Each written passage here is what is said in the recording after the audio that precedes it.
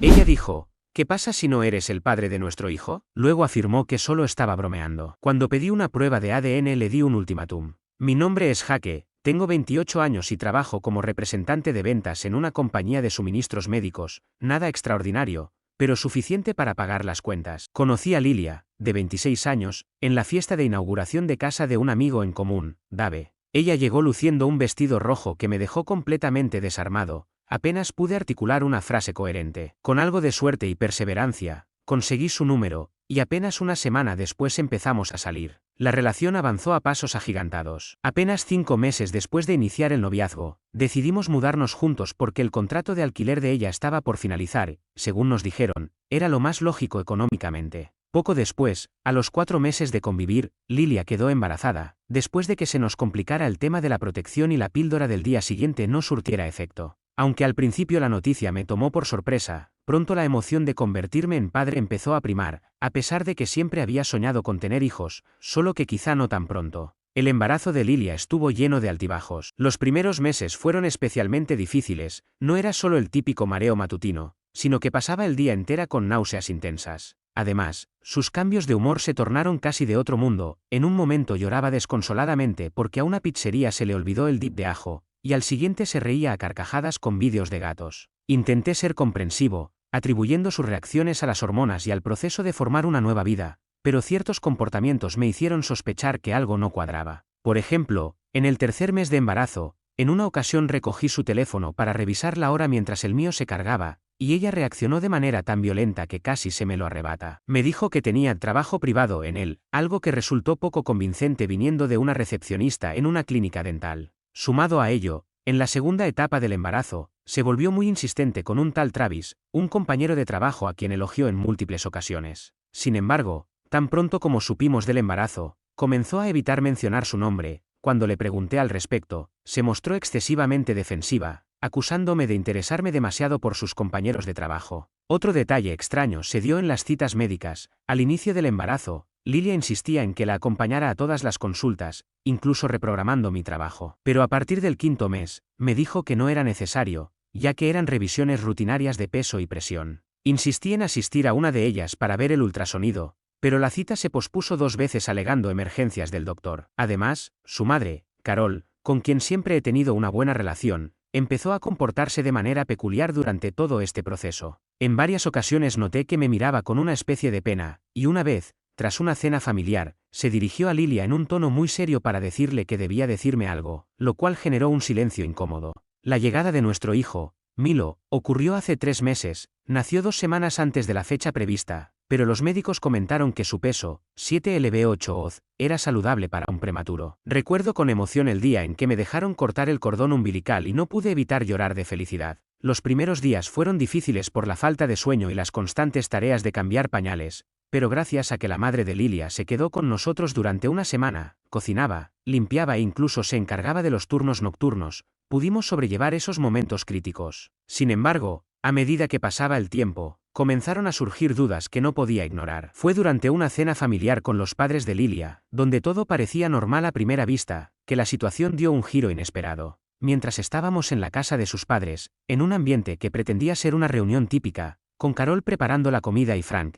el padre, contando anécdotas de sus excursiones de pesca, se transmitió en la televisión un programa de telerrealidad en el que se revelaba la paternidad a través de pruebas de ADN de forma muy dramática. Yo, distraído revisando mi alineación de fantasy fútbol, no esperaba nada fuera de lo común. De repente, Lilia salió de la cocina con Milo y se sentó junto a mí en el sofá. Mientras observábamos el programa, comenzó a reírse de una forma forzada, con un tono agudo y casi robótico. Entre risas, en medio de lo que parecía ser una parodia, soltó, «¿Y si tú no eres el papá de Milo?», y volvió a reírse de manera exagerada. El ambiente se congeló, Frank apagó la televisión de inmediato, y todos en la sala se quedaron en silencio. Fue en ese instante cuando su comentario, aparentemente en broma, retumbó en mi mente. A partir de ese día, las cosas se complicaron. Al preguntarle directamente si realmente había querido decir lo que dijo, Lilia afirmó que solo había estado bromeando. Sin embargo, la semilla de la duda ya estaba plantada. Cuando le sugerí realizarme una prueba de ADN, me dio un ultimátum, o abandonaba la idea o ella se marchaba. A pesar de la amenaza,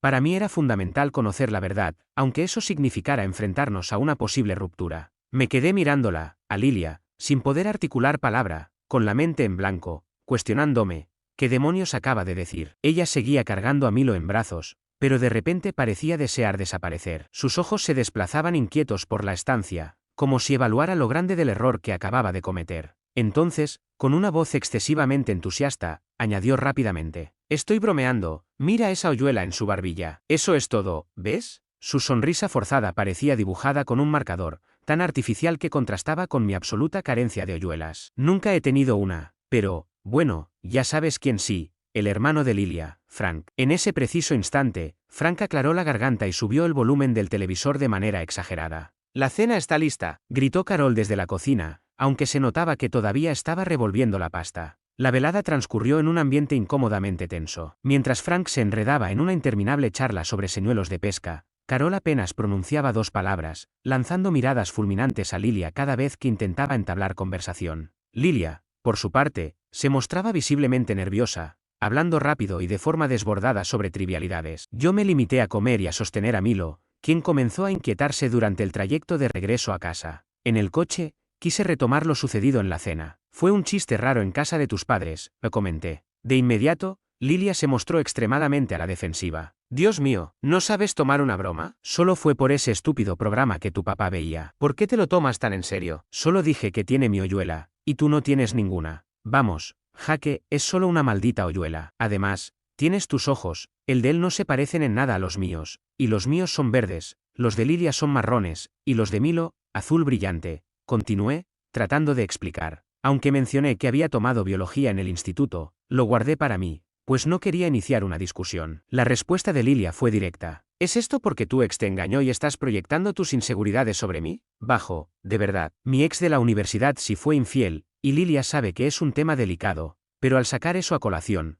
parecías querer pintarme como el villano por cuestionar tu broma». El resto del trayecto transcurrió en silencio, mientras yo repasaba una y otra vez la escena, la forma en que Lilia lo había dicho, la ansiedad en su mirada, la reacción tensa casi cómplice de sus padres, como si supieran algo que yo ignoraba. Aunque en apariencia fue solo una broma aquella noche, esa impresión se me clavó. Durante los días siguientes, intenté observarla detenidamente en busca de alguna señal que confirmara mis sospechas, pero Lilia se comportaba como siempre, ocupada con Milo, exhausta, pero aún así juguetona y cariñosa. Siempre se recostaba contra mí en el sofá y me daba besos en la frente de forma natural. Sin embargo, el comentario en la cena seguía rondando mi mente. A pesar de ello, no mostraba ningún comportamiento extraño, ni nerviosismo ni evasivas cuando el tema de Milo surgía, al contrario, seguía siendo tan amorosa como de costumbre. Lo único que me llamó la atención fue su inusual rutina en el gimnasio. Aunque siempre había sido aficionada al fitness y antes del embarazo hablaba de volver a su rutina, tras el nacimiento de Milo empezó a asistir 3 veces por semana, siempre a la misma hora y sin falta. «Estás más comprometida que yo, quizá deba unirme», le dije una noche en broma.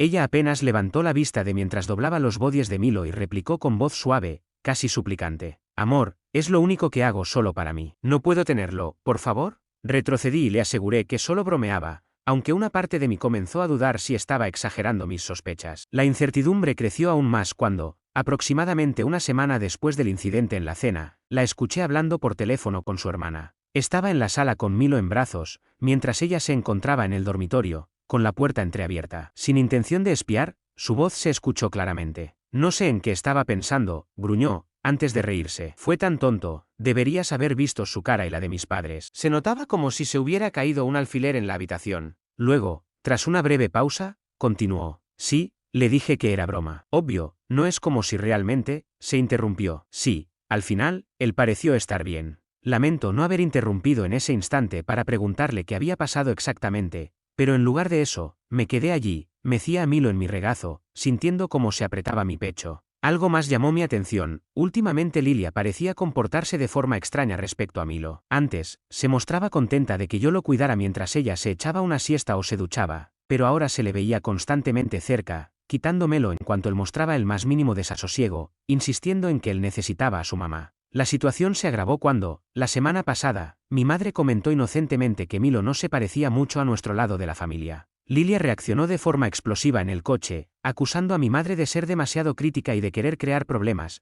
pese a que mi madre es una persona extremadamente amable y jamás tuvo intenciones negativas. A pesar de intentar reprimir mis sospechas, aquel comentario en la cena sembró una duda en mi mente que crecía día a día. A pesar de intentar reprimir mis sospechas, aquel comentario en la cena sembró una duda en mi mente que crecía día a día. Empecé a investigar en internet, cómo saber si un bebé es realmente tu hijo, o cuando empiezan a parecerse los bebés a su papá. Descubrí, en esas lecturas nocturnas mientras Lilia dormía, que existe una teoría evolutiva que explica que, al principio, los bebés tienden a parecerse más a sus padres para fomentar la fidelidad, pero nada en la apariencia de Milo me convencía que se pareciera a mí. La incertidumbre se volvió insoportable y me empezó a ver a Milo como un niño ajeno, sin rastros de mis rasgos. Sabía que estaba yendo demasiado lejos, pero no encontraba una salida. El límite se rompió hace 3 noches, durante una discusión acalorada sobre quién debía lavar los biberones. Yo, agotado tras una semana de horas extras, me encontraba en un estado de irritación. Lilia, reclamando haber lavado los biberones 3 noches seguidas, cuando en realidad solo había sido 2, recurrió a su as bajo la manga. Yo lo di a luz, al menos podrías lavar sus biberones sin quejarte.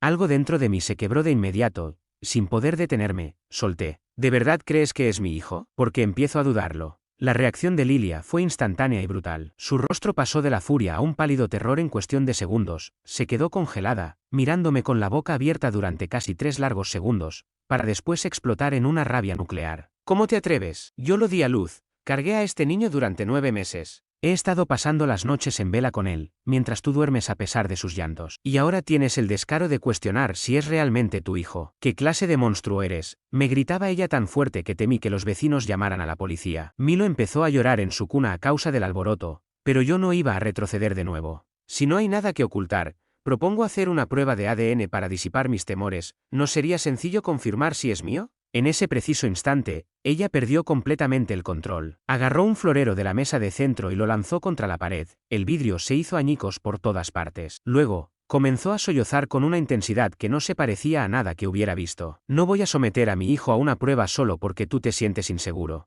Si no confías en mí, ¿qué tenemos? ¿Cómo podemos formar una familia si piensas que soy un mentiroso y un infiel?, exclamó mientras se precipitaba hacia el dormitorio. Al percatarme de su arrebato, fui a revisar a Milo para asegurarme de que estaba bien en medio de tanto griterío. Cuando regresé, la vi embargando una maleta con ropa. ¿Qué estás haciendo?, le pregunté. No me quedaré aquí con alguien que cree que soy, respondió entre sollozos. Voy a llevar a Milo a la casa de mis padres hasta que recuperes la razón, continuó. Intenté calmar la situación. Lilia, por favor, necesitamos hablar de esto como adultos. Pero ella replicó que o confiaba en mí y dejaba este asunto o, de lo contrario, se acababa nuestra relación, sin discutir más el tema. Noté, además, que se refería a mi hijo en lugar de nuestro hijo, y eso me hirió. Decidí ceder para poder llegar al fondo del asunto, fingiendo estar de acuerdo. Le dije que lamentaba haber reaccionado de ese modo, que la amaba a ella y a Milo, y que anhelaba que fuésemos una familia. Ella pareció creerme, pero la tensión se palpaba durante todo el fin de semana, con sonrisas forzadas y conversaciones mecánicas. Sin embargo, en mi interior sabía que debía descubrir la verdad. Ese comentario en casa de sus padres y su extrema reacción ante la sugerencia de una prueba de paternidad no desaparecerían por sí solos. El lunes, pedí un kit de prueba de ADN en línea, pagando un extra para que llegara al día siguiente. El paquete arribó el martes, mientras Lilia estaba en el trabajo, y lo escondí en mi bolsa de gimnasio en el maletero del coche. Durante los días siguientes, fingí normalidad, ayudaba con Milo, lavaba los platos sin que me lo pidieran e incluso le regalé flores a Lilia en una de las noches, todo para sostener la fachada de que ya lo había superado. Aunque por dentro estaba hecho un desastre, apenas dormía y no paraba de revisar su teléfono, aunque nunca lo seguí hasta el gimnasio, ya que no encontraba nada fuera de lugar. El jueves se presentó la oportunidad perfecta. Lilia se dirigió a tomar una larga ducha para relajarse, mientras Milo dormía tranquilamente en su cuna. Aproveché ese instante y saqué el kit de prueba de ADN de mi coche, leyendo las instrucciones varias veces para no cometer errores. Se supone que hay que frotar el interior de la mejilla del niño, luego hacer lo mismo con uno mismo, sellar ambos hisopos por separado y enviarlos. Mis manos temblaban tanto que apenas pude abrir el paquete. Entré sigilosamente en la habitación de Milo y lo observé dormido,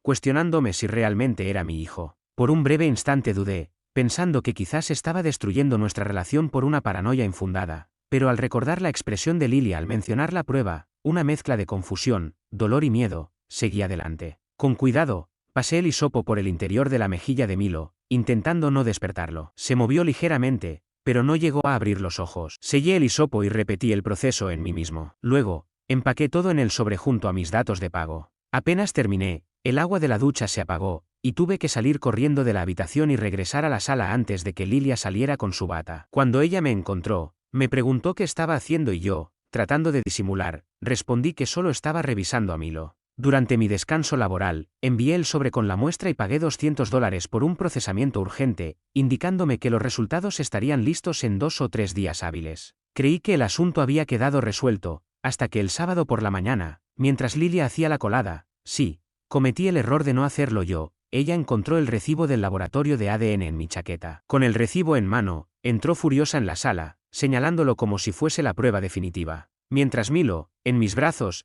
empezaba a inquietarse por la tensión en la habitación, ella me arremetió. ¿Qué es esto? Fuiste a escondidas tras prometerme que dejarías el tema, cuando realizaste la prueba sin decírmelo, estás de broma. Su grito se alzó en el momento en que Milo lanzó un chillido agudo, lo que me obligó a acercarlo y calmarlo, pues ella ya no podía sostenerlo en esos momentos de furia. Respiré hondo y mantuve la calma, respondiendo, es exactamente lo que parece. Ella gritó que me había traicionado, que había tomado el ADN de su hijo sin su consentimiento. Coloqué a Milo en su columpio para tener las manos libres y continuar la conversación, sin pretender disculparme por buscar la verdad. Lamento haber tenido que actuar de esta manera, pero no me dejaste otra opción. Esta duda me estaba consumiendo, le dije con voz más firme, sin perder de vista la presencia de Milo. Lilia, con el cuerpo tembloroso y entre sollozos, me espetó, incluso si es tu hijo, nos has destruido, ¿cómo podré volver a confiar en ti? Te metiste a escondidas y tomaste el ADN de mi bebé sin consultarme. Con cada palabra, la tensión aumentaba, y a pesar de su llanto, quedó claro que en su mente ya se había decidido,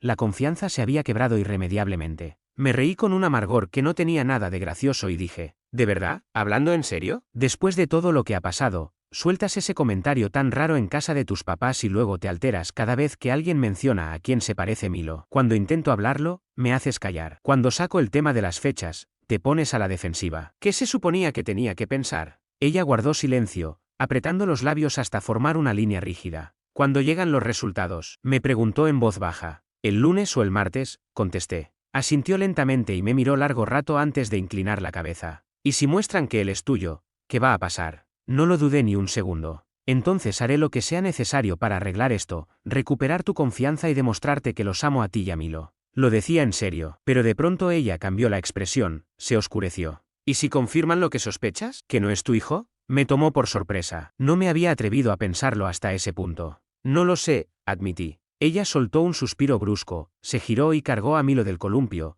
abrazándolo como si fuera un escudo. Me lo llevo con mis papás el resto del fin de semana. No la detuve, solo asentí. Probablemente sea lo mejor, murmuré. Necesitaba ese espacio, porque si esos resultados venían como yo temía, no tenía ni idea de lo que haría. Empacó en cuestión de media hora y se fue. Me quedé solo todo el fin de semana en el departamento, sintiendo que mi mundo entero estaba colgando al borde de un precipicio. El correo con los resultados llegó el lunes por la mañana mientras trabajaba. Tomé mi hora de comida antes para sentarme en el auto y abrirlo. Fue uno de esos momentos en que el tiempo parece ir en cámara lenta. Creo que pasé 10 minutos viendo el mensaje sin animarme a pulsar abrir. Cuando al fin lo hice, ahí estaba, en letras grandes y en negritas. Probabilidad de paternidad, 0%. Vomité en el estacionamiento. Fue como si alguien me arrancara el corazón por la garganta. Todas esas noches sin dormir, todos esos pañales cambiados, cada vez que le dije que lo amaba, todo construido sobre una mentira. Llamé a mi jefe y le expliqué que tenía una emergencia familiar. Manejar de regreso a casa fue un trance,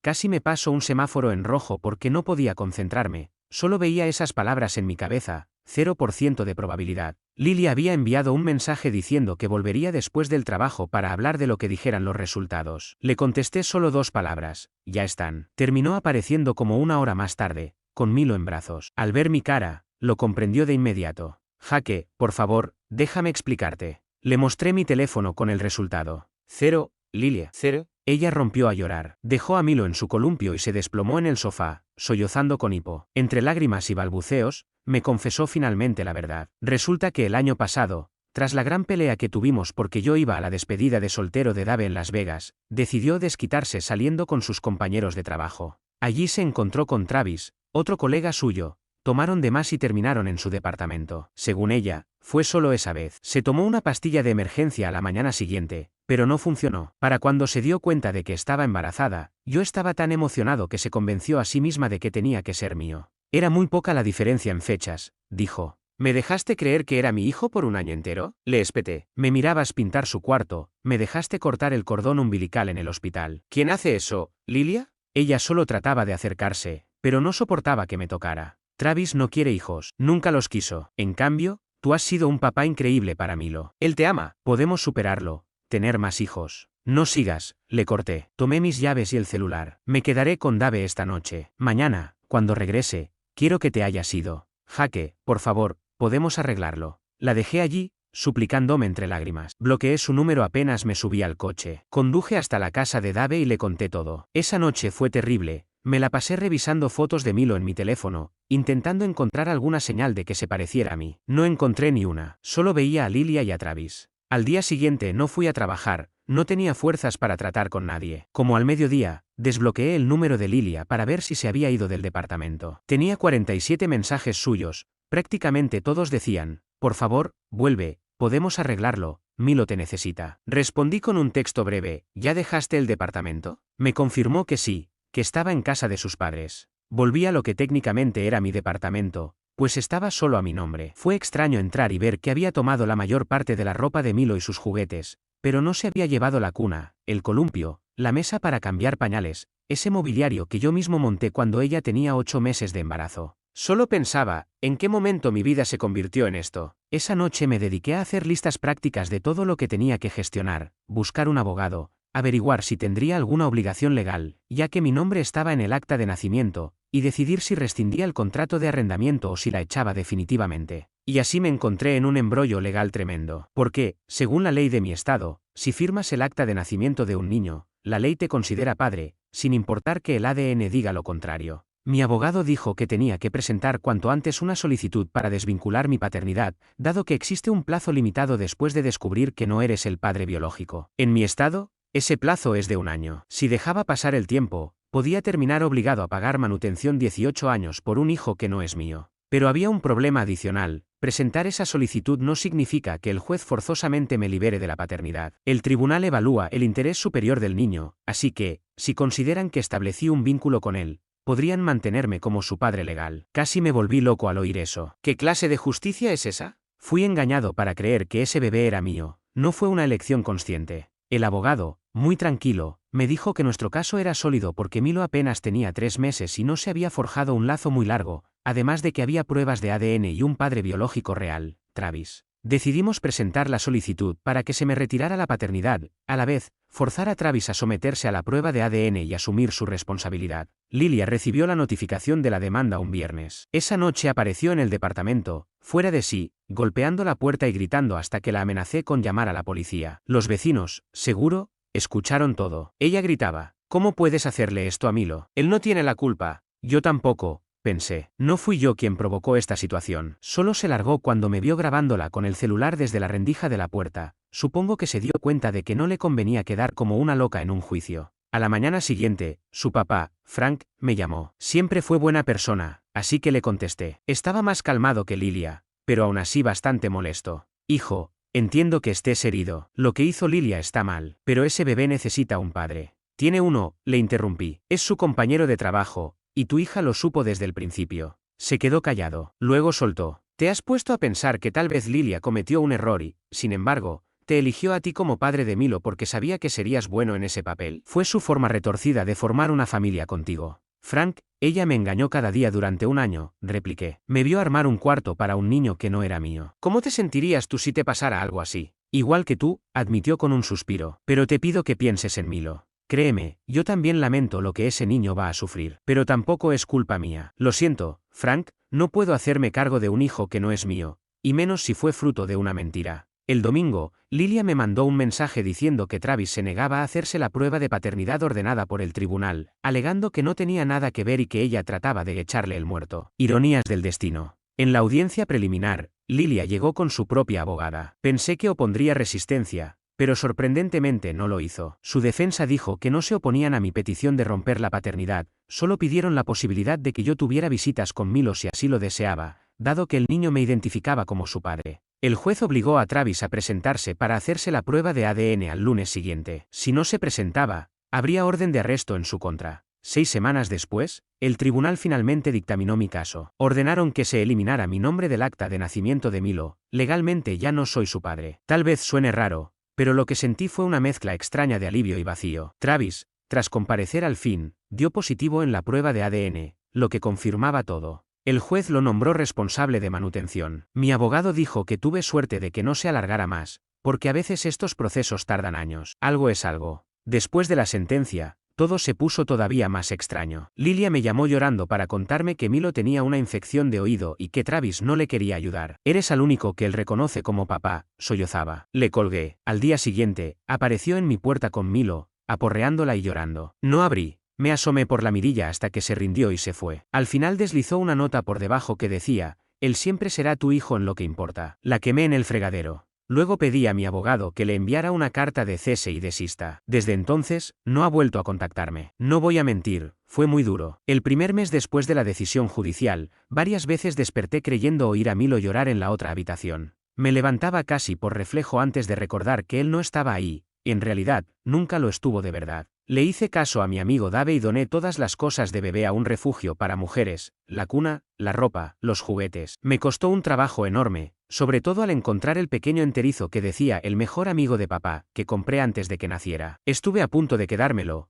pero supe que me haría daño en el futuro. Pedí un traslado a la oficina que mi compañía tiene en Austin, ciudad nueva, departamento nuevo, número de teléfono nuevo, una vida completamente distinta. Solo les conté a un par de amigos cercanos dónde estaría. Una especie de borrón y cuenta nueva. A cualquiera que atraviese algo similar, solo puedo aconsejarle que si tiene dudas, se haga la prueba de paternidad de inmediato y busque un abogado. El sistema legal no es precisamente benévolo con hombres en nuestra situación. Descubrir que alguien a quien amabas pudo mentirte así todos los días durante un año te destruye la confianza. A mí me ha costado mucho volver a creer en la gente, también estoy trabajando ese tema en terapia. Dudo que vuelva a escribir algo sobre esto. Siento que cierro este capítulo de mi vida para siempre. Ahora prefiero enfocarme en mí, en mi trabajo, en mi perro y en recuperar amistades que no me pregunten por el bebé. Les agradezco a todos los que me dieron consejos, apoyo o simplemente me escucharon desahogarme. De verdad, valoro lo que hicieron por mí en los peores momentos. Edit 1. Sí, tal vez algún día, pero por ahora, no estoy listo. Todavía tengo problemas de confianza.